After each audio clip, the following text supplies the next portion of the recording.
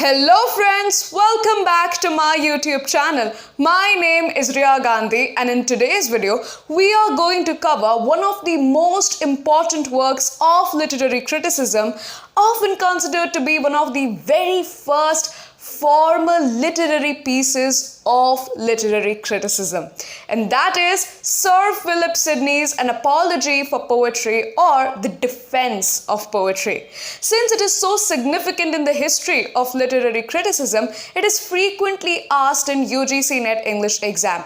So make sure that you go through this work in detail before you appear for your UGC NET English exam.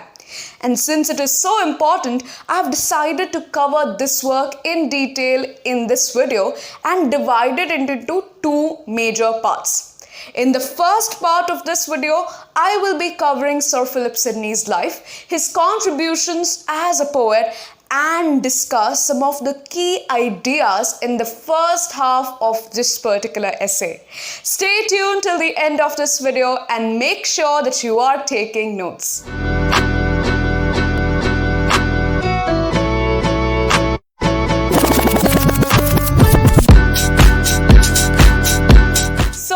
Sidney was an aristocrat born into a highly educated and prestigious family. In fact, Philip II, who was basically the husband of Mary I, was his godfather. So you can imagine that how prestigious his family was. Now, he studied at Oxford and learned various languages. He traveled abroad and he picked up a broad range of interests, including painting, poetry, and botany. He was really good friends with the artists and the writers of the time, including Edmund Spenser. In fact, the friendship between the two of them was so strong that Edmund Spenser dedicated his Shepherd's Calendar to Sir Philip Sidney, describing him as the noble and virtuous gentleman most worthy of all titles, both of learning and chivalry. Despite of his prestigious socio-cultural background and his knowledge and learning that Sidney acquired throughout his life, it was very difficult for him to land a stable job. That's why he shifted his attention towards creative work. Sidney's first ever major literary piece is the heroic romance called as Arcadia. Arcadia was a pastoral romance that Sidney wrote to entertain his sister Mary Herbert, who was the Countess of Pembroke. And that is why the full title of Arcadia is The Countess of Pembroke's Arcadia, that was published posthumously in 1590. In addition to this pastoral romance, Sidney has also written one of the most famous sonnet sequences in English literature, titled as Astrophil and Stella, that was published again posthumously in 1591. It is a collection of 108 sonnets interspersed with 11 songs. But apart from his poetry, Sidney is also known for inaugurating formally the field of literary criticism in English literature with his essay An Apology of Poetry, that was again published posthumously in 1595. It is quite interesting to note that all of Sir Philip Sidney's works are published posthumously. Why? Because he died an untimely and an unfortunate death in the year 1586 when he was serving England in its war with Spain in Netherlands. The name of the location was specifically Zutphen. He was shot by an enemy bullet, because of which he was severely infected, and he died later because of gangrene. As he lay dying, and this is one of the most famous stories that I believe you should know, and that was that when he was dying, he gave the cup of water that he needed for himself to another wounded soldier and told him that thy necessity is greater than mind. Now that we have a basic understanding of Sir Philip Sidney's life, let's understand the time in which he wrote an apology for poetry.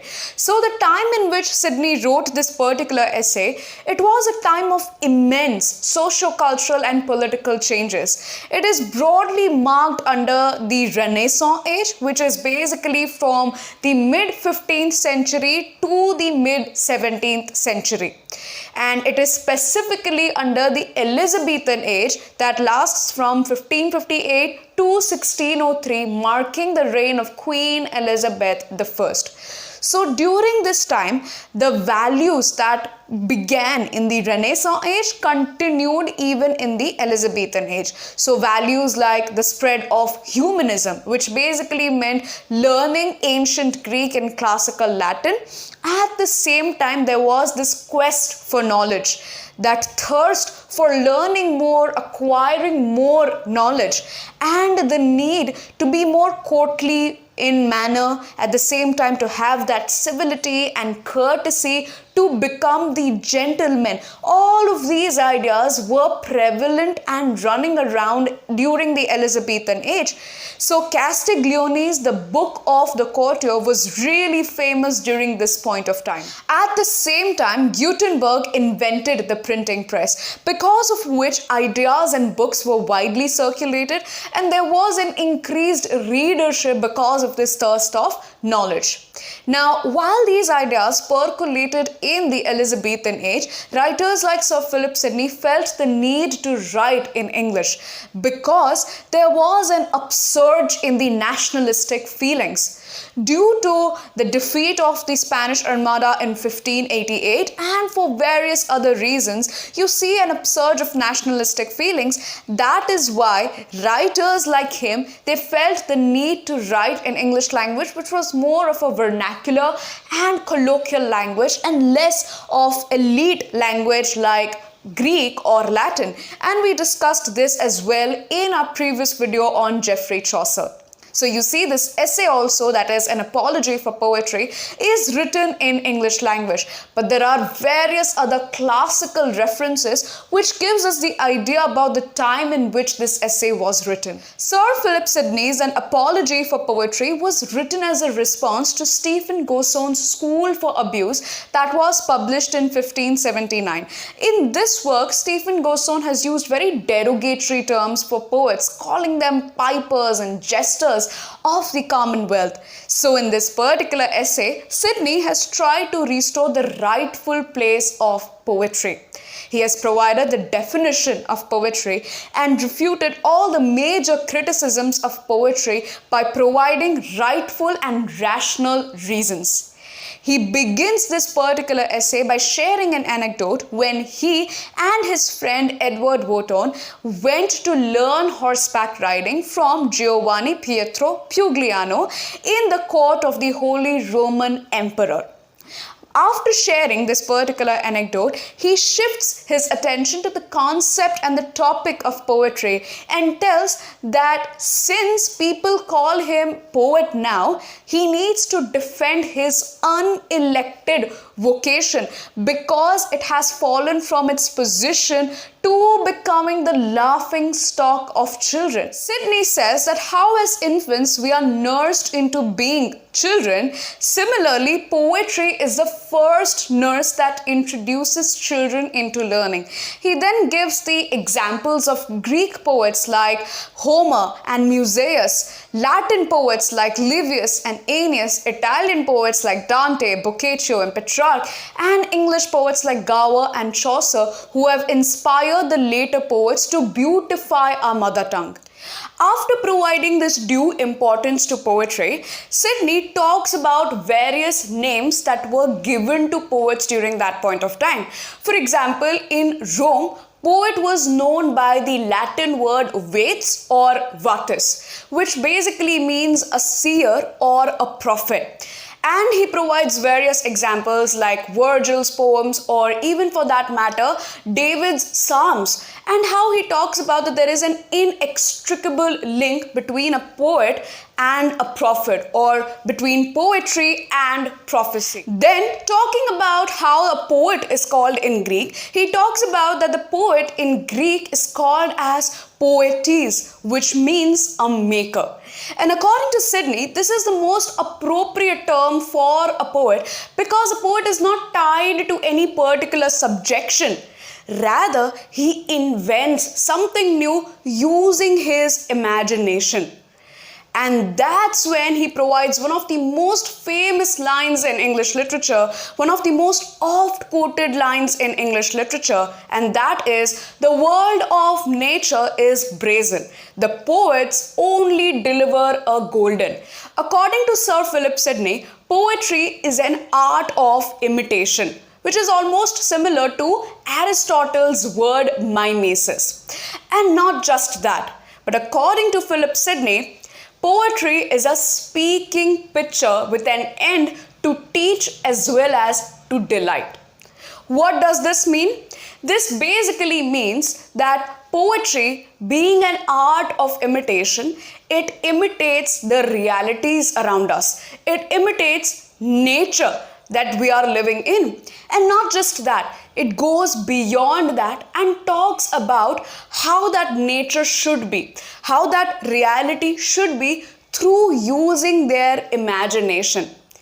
And most importantly, it is a speaking picture, which means that it uses certain types of similes, metaphors, and figures of speech that makes the entire poem so vivid that it almost feels like we can visualize whatever is happening or whatever is said. And that is why it is called as a speaking picture. And poetry has two major functions, that is to teach and delight. Unlike philosophy, which only teaches us what is a virtue or what is a vice, but then it becomes very dull. But when we are talking about poetry, it has two functions, which is not just to teach us what is virtue or what is vice, but teach us through entertaining us, teach us through delighting us. After providing this definition of poetry, Sidney then outlines the three major kinds of poetry. The first is what he calls as the chief kind of poetry, the poetry that tries to imitate the excellences of God, like David's Psalms, Solomon's songs, Moses, and so on. So the more religious kind of poetry. The second type of poetry is what he calls as the more philosophical kind of poetry. It could be the moral philosophy like Cato's, natural philosophy like Virgil's Georgics, or history. But Sidney says that it is very limited because it is just wrapped up in one subject. So the limitation of this kind of poetry is that it is very limited.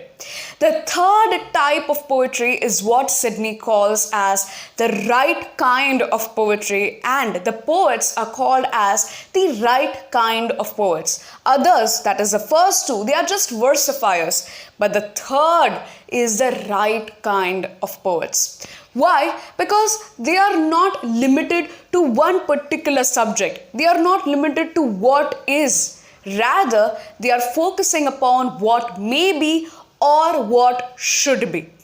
They are focusing to create in order to teach and delight. Based upon such notions, Sidney then tells that poetry is to be considered as the princess of all arts because it reinforces the end purpose of learning and acquiring all knowledge. Now, what is the end purpose of learning and acquiring knowledge? It is to be as good humans as possible. But there are two major challengers who are going to fight for this title. These challengers are a philosopher and a historian. According to Sidney, a philosopher will try to teach you what is virtue and what is vice by abstract considerations. That is, through using abstract sentences, it will try to teach you directly what is a vice and what is a virtue. On the other hand, a historian is laden with old mouse-eaten records, which means that it is very much consumed with the past rather than the present. And he claims to teach you actively what is virtue and what is vice through understanding the past events and maybe learning from them, not repeating those mistakes. So, Sidney says that philosophy is a precept and history is a historical example. So, philosophy will try to teach you what is virtue or what is vice through giving precepts which are very abstract, which are very general, right? On the other hand, history will try to teach you what is virtue, what is vice through historical examples. Neither of the two can teach you what is virtue and what is vice independently on their own. Poetry, on the other hand, is the more superior kind of art than philosophy and history because it teaches you what is vice and what is virtue, not only through just providing the moral descriptions or the abstract and general descriptions that philosophy does, but also by providing you with a historical example that history does. It provides you with the both precept as well as example. Poetry also surpasses history according to Sidney because poetry deals with the universal. It deals with the universal emotions, feelings, events. But history only deals with the particular. It only deals with the particular events that happened in the past and it's just limited to that. But poetry is much more than that.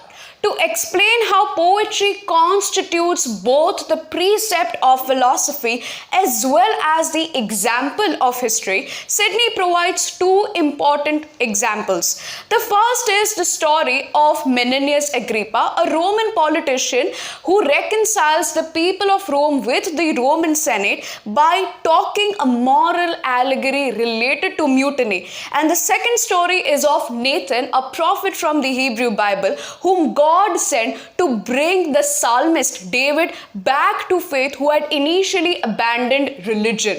By telling these particular examples, Sidney focuses upon how poetry is a more elevated form of art than philosophy and history, and talking about how it constitutes both the precept as well as the example to teach what is virtue and what is vice. With this, we end our first part on Sir Philip Sidney's An Apology for Poetry. In this video, we discussed Sir Philip Sidney's life, his contributions as a poet, the time in which he wrote this particular essay. At the same time, the introduction of the essay, we discussed the various names that people had given to poets, the definition of poetry, and the chief kinds of poetry, and finally the comparison of poetry with philosophy and history. Friends, let me tell you that these are some of the most important points that are frequently asked in UGC NET English exam. So I hope you have taken notes. The second part of this particular essay will come soon. In the meantime, if you want to know more about Sir Philip Sidney's life, his contributions as a poet, and want more notes related to his poems, his essay, you can attend my live classes on UGC NET English exam preparation.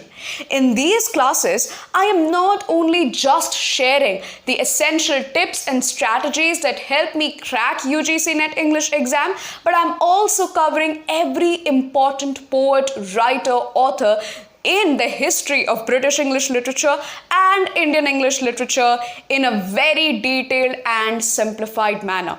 And not only that, but I'm also breaking down every complex concept and topic in literary criticism, which will provide you the confidence that you need to ace UGC NET English exam.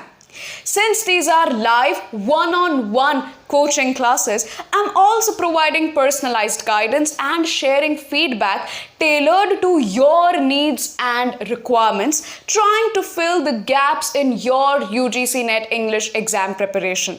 If you want to know more about the courses I offer, the sessions I take, and the notes I provide, feel free to check out my TopMate page. It's topmate.io/Riya Gandhi. I've shared the link in the description box below, so don't forget to check it out. You found this video on Sir Philip Sidney's An Apology for Poetry informative and helpful. Please like it and share it with other UGC NET English aspirants. One more important thing, guys. I have tried to cover this topic in a very detailed manner, but I would urge you to read this essay on your own and understand it, because he has provided a lot of classical references like Aristotle, Plato, and Horace's Ars Poetica, which are very important from UGC NET point of view. So make sure that whatever we have discussed in this particular video, you read at least that much part. And if you have any doubts related to that or anything related to UGC NET English exam, please mention it in the comments and I'll try my best to solve them for you. Thank you for watching till the end, and I'll see you in part 2 for Philip Sidney's An Apology for Poetry.